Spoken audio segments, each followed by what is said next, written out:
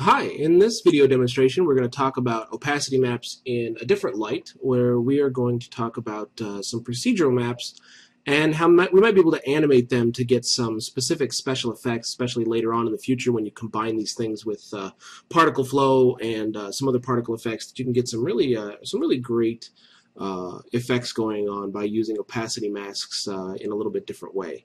In order to get going here, we're going to kind of just start with a brand new 3D Studio scene. We will not be doing the particle side of some of these good effects, but since this is all about texturing and lighting and rendering, I did want to show you this. So we're going to start by let's just make a teapot, a good old standby teapot. I'll hop over to the Modify tab here and maybe put a radius, even that at about 35, and give it about 12 segments to make it nice and smooth looking there. And then my move tool, maybe I'll just zero out these location parameters down here so that our teapot's sitting right in the middle of our scene here. And then let's go ahead and jump right into our material editor. Hit M to bring that up. You can always find it at the top here, the material editor button. And we're going to take one of these empty texture slots. They should all be empty because it was a brand new scene. And I'm just going to grab the first one and kind of assign it to that teapot. And then I'll make my changes here as we go. We'll be able to see what's going on our teapot directly. I'm also going to go ahead and put the Show Shaded Material in Viewport toggle on so that any changes I make here are going to show up over here in our viewport. And we'll kind of see what we can do here. To get us going, let's talk about this. We can change our diffuse color and our specular color and do all this stuff a little bit later. But what we really want to talk about is this opacity number here, as well as how it concerns itself with animation. First things first, if I turn on my auto key here, we can start animating all of these parameters individually. Just like any of these scalable parameters here in 3D Studio, every single one of them can also be animated. Meaning with my auto key on here, if I kind of take my timeline slider, put it down to about 30, and I'll reduce my opacity to 0 at about that level there, and then go back to slide between 0 and 30, and what we see is the opacity of the texture itself going from a full-on 100% opaque to 0% opaque or fully transparent.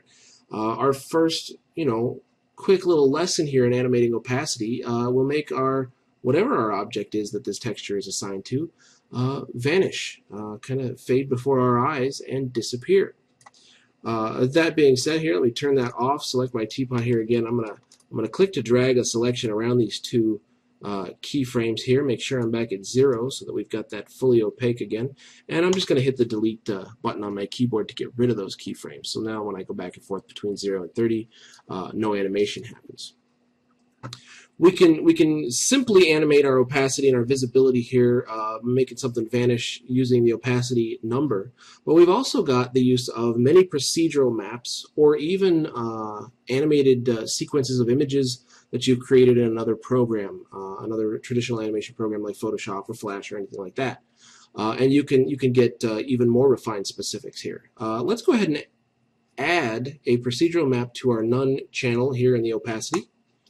Let's go ahead and just start with a good old-fashioned noise here and say OK. Now once we add the noise opacity in our channel here, you're going to see that the teapot kind of turns cloudy almost, where some places are fully opaque and others are not. And let's go ahead and let's increase the size of our little texture sample window here, and I'm going to turn the Show End Result toggle, which is this guy right here, third button in below our sample slots. I'm going to turn it off just so we can see the actual flat noise map all to itself here a little bit.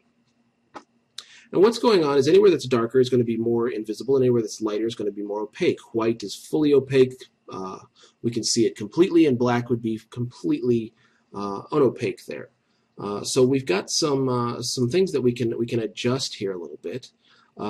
Mainly, maybe say the size, and we can change how our opacity is working. We can actually animate that as well. Let's leave it at 25 here. We've also got different types of noise. We can go to fractal, which is a little bit more cloudy, or turbulent, which is a little bit more plasma-like. You can get some lightning and fiery kind of changes to our noise here. Let's go with kind of a fractal noise here. We've also got the ability to kind of turn up the amount of levels, which kind of increases the amount of detail, how many shades of gradient between dark and light that we have, which kind of gives us a fluffier looking cloudy thing going on here. And then we've got our two colors down here, which are both black and white there. We've also got the ability to do the high and the low thresholds. The closer these numbers are together, meaning the starker the change will be over time almost instantly. If I kind of put my high down to about 0.55 and bring my low up to about 0.45, leaving only 0.10 in the middle there, you'll kind of start to see that we can get some very interesting shapes going on here. And we can animate all of these things as well. We've also got a phase number, which is specifically for animation, which means we can kind of use this as an animation to kind of change how this moves and maybe vibrates a little bit over time. If, for instance, let's say we have both our high threshold and our low threshold right on top of each other at 0.5, it kind of reverts back to that old, so we need to have a little bit of space in between there. So maybe 0.52 over 4.48, and that'll give us kind of a harsh look at our overneath here. I can turn my auto key on down here, of course, and we can start to animate some of these parameters here. Perhaps from full-on 1 or 0, and we can watch as our teapot, well, we're going a little bit backwards here, but that's okay, starts to get eaten away by the side here, or the way these things are going here. We can start 1 and 0, and over here at 30 at 0.51 and 0.49, just to give us 1 in between there. And we can start to see how our teapot here now is kind of slowly eroding away or disappearing in a little bit different way than our plain old number. Anywhere that's kind of black is kind of starting to eat away here. From here we can even animate perhaps the two colors. Our black here, I'm going to put to black here at 30. And then maybe by 45, our white can actually change over time to black there. And then I'll have to come back to 30 and make sure I have a keyframe of this thing at solid white there. So what we get, again, is kind of this thing happening. We might be able to, over here at 1, our black could be solid white as well, so that it kind of fades between 0 and 30, and we start to see those holes opening up. And then the white kind of fades, and we start to see the teapot fishing disappearing there completely. We may be able to start with maybe a smaller size, maybe a size of almost 0 here, and by 30 we can grow that size to about, back to our 25, so that these things are almost kind of, moving and disappearing in a cloud-like state from fully opaque on forward here. And then maybe from there to 45 we can actually double it once more. And we can just we can see how animating all these values might make our teapot disappear in a very cloudy, strange, evaporative manner now. So that's just a few examples there for right now. Let's back out here, and I'm going to right-click on that map that we added in the opacity channel and say clear. Get our teapot back to 100% opaque, and all of our keyframes have gone away at this point. We can also do some other things, like let's add a gradient ramp to this guy here, which will instantly kind of you can see kind of where these things begin and end here. If we change the way the textures are displayed on this by, let's say, adding a UVW map modifier here, opening it up, grab the gizmo, and let's rotate that gizmo. Let me turn my angle snap on right here, and we'll just rotate it 90 degrees so that it's kind of going from front to back here. And we can start to see how this may work a little bit differently here. Now we're getting kind of this ghostly black over here and then opaque to the side, and it's just doing a gradient thing from left to right. We've got these tabs in here with a gradient ramp that we can actually move, animate, change color all together here. As well as some things like noise we can add here, do kind of some fun, similarly fun stuff happening. Let's change our gradient type. Right now it's linear, that's fine, and then let's go over to the interpolation. Let's change that to solid, where we can kind of see how this can really kind of get fun real fast, and we can do like a scanline disappearance of our teapot here if we just animate this thing. Let's move this all the way over to position 1. You can see it says POS equal 1, that's position 1 there. Our first tab's at position 0, and our last tab's at position 100, so it's 100% in here. Anywhere I create to make a new one, and we can change those positions as well. Right-click and delete if I accidentally make a new one like that. Down here at position 1 here, let's change our first tab, if we can grab it, to that color white completely. Our second tab as well to that color white completely, so that our teapot starts fully visible here. And then at this point we can kind of turn on our auto key here, select this first one maybe, and if I just kind of move it and put it back, we get like a kind of a keyframe to start. Over by frame, let's say 5, I can change this color from white to black on that first tab. And we can see as it's starting to kind of show up, and on our teapot here we get this very, very slight change over time. If I want it to be more sudden, I can go back to 4 and change this back completely to white so that it happens instantly. 4 to 5, over 4 to 5 it starts, boom, black. Then between 5 here and let's say 30 frames is good. We take that secondary one and we move it all the way over to position 99, right before 100 there. And if we scrub back and forth, we see what happens. Our animated scanline effect is functioning properly. From here we start out with fully white. Maybe at position 5 here we want to pull that back to 1. And we get this kind of fun scanline disappearing act, fully animated of our teapot, so we can kind of dissolve something or make it disappear overall there. Or turn your auto key off if you make any adjustments. I notice there's a little bit left over here, which probably just means that my UVW map needs better fit, or needs to be a little bit bigger than my teapot there is.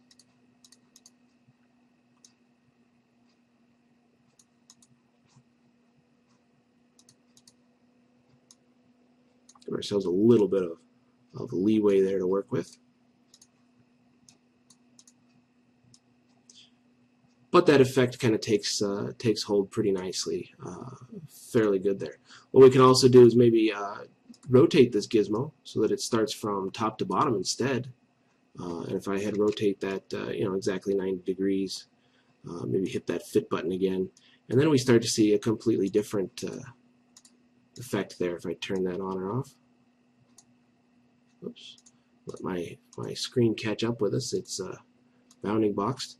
And now we get that scanline effect happening as it kind of goes down from top to bottom on our teapot. Once again, we get that gizmo a little bit bigger on all sides there, just to give us some room to breathe. And while my computer's trying to take a while to catch up, maybe we'll change that to shaded there just to get a better idea. And we can see that scanline thing happening. Good. Over here at 35, where we've got this little bit of white left, we can turn on our auto key there, and maybe by 36, oops, we were at 36 there, get that last one and change it all the way to black. Step back 1 to 35 and make sure that it is all the way white there. So that by 35, 36, I think I accidentally made an extra .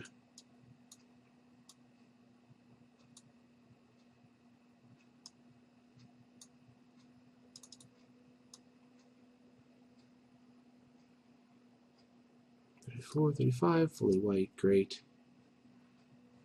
36, fully black there, good. And we can also do the same thing for the other one. That's solid. It gets a little confusing sometimes. Right now it's set to white, which is why we're still getting that stripe there. And we can move that to black as well. And then back up one and make sure that we move it back down to white, just to set two different keyframes.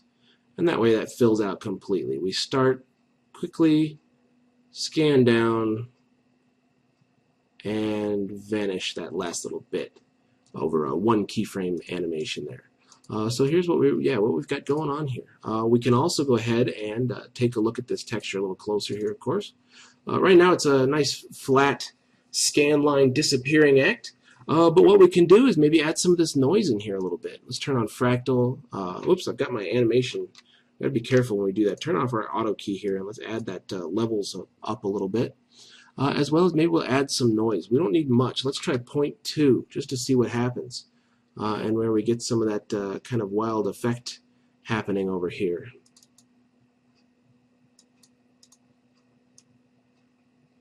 And now you can see as it's kind of ragged, it's kind of disappearing there. Maybe we can reduce our size a little bit. Maybe a little bit more, just to give that real raggedy kind of fade away in the breeze, disappearing down our teapot. And now not only is it vanishing, but it's almost dissolving into thin air for us.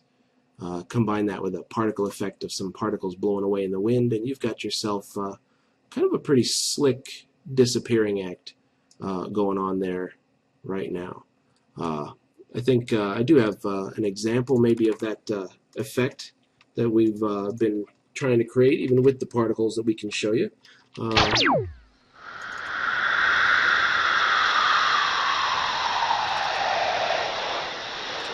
Here we are.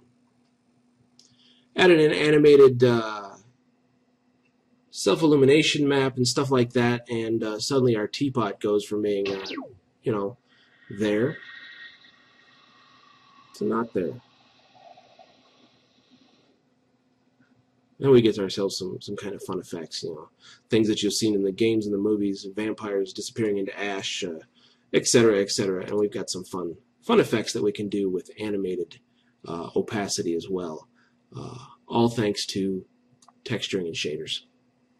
Good deal.